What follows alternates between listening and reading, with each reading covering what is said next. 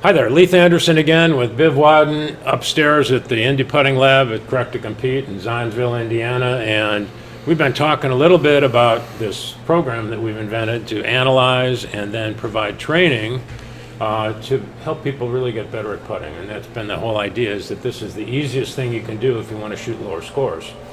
But beyond that, there's something that we would call the philosophy, that's underlying philosophy, because there's some things that are just universal truths.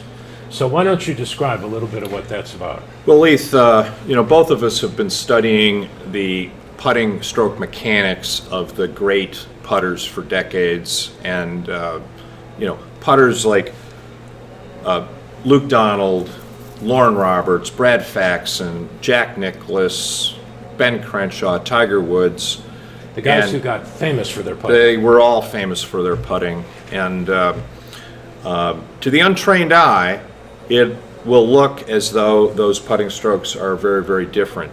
But as you stare at them closer and closer, there are many elements that they all share in common, and those are the fundamentals that we teach in the 30 Days to 30 Putts program. Something that we've learned, that if you just stick with the fundamentals, then you can have a consistent stroke and your performance is going to improve. And I'm very fond of saying that what we teach is normal, but it's normal great.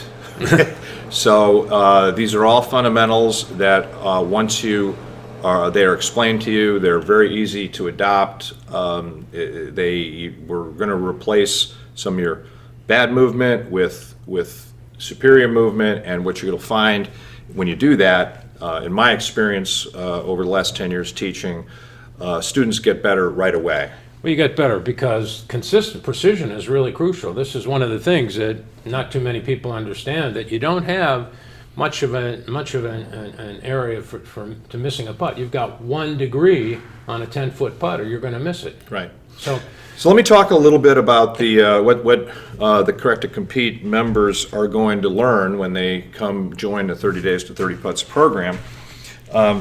This is a demonstration device that I created a long time ago, and this is what I call a plane board, and it's suspended above the air at 71 degrees, and beneath it is our favorite training device called the putting arc.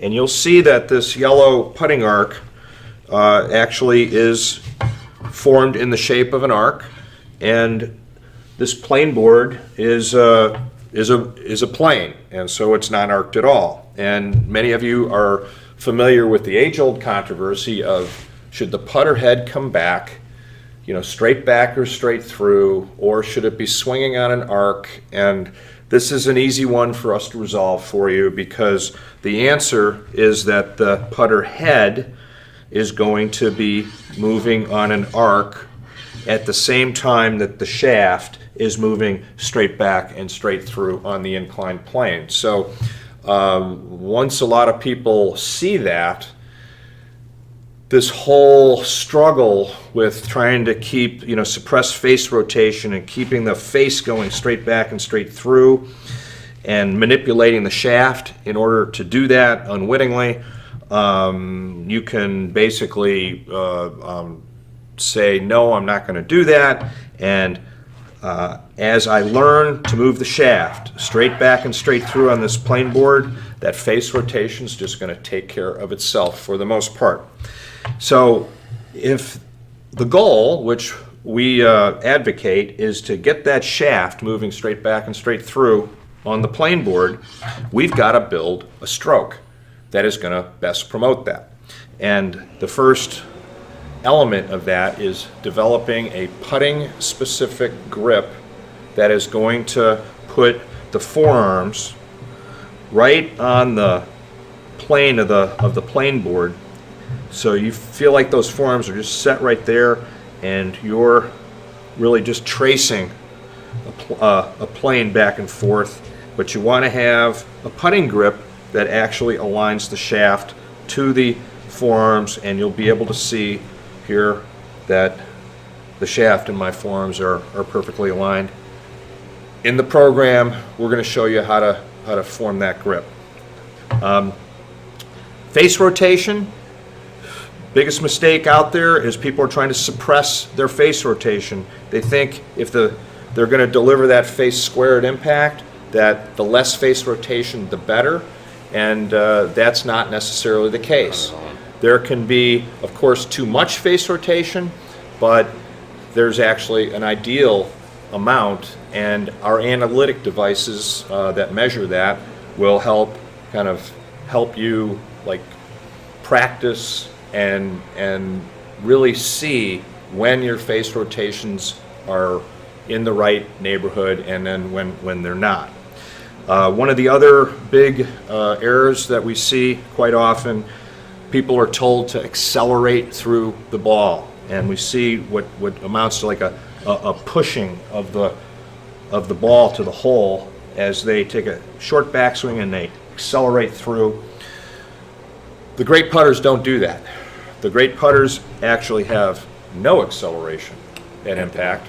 An acceleration is a force, and you don't want to be adding any additional forces to the putter head, through impact. And not only will it interfere with face delivery, but more importantly, it's very difficult for a human being to be consistent with that force. If you're accelerating through, you're going to be largely inconsistent with the amount of acceleration. So and the force. answer for that is getting rid of that acceleration, that unnecessary and bad acceleration, is to improve distance control. Yes. So we have a whole training program that's been devised to both help you with your face delivered impact on shorter putts. The principal focus of this program is to get you making more putts between 6 and 10 feet, those makeable putts that you are otherwise not making, and then at 30 and 40 feet to be able to roll them up to within 2 to 3 feet, so the risk of a 3-putt is significantly reduced. So the whole name of the game is make your makeable putts and don't 3-putt. That's right. So that's our story. So come on out to the Indy Putting Lab upstairs at Correct to Compete. We look forward to seeing you, and please come on and see us. Deal. Thank you.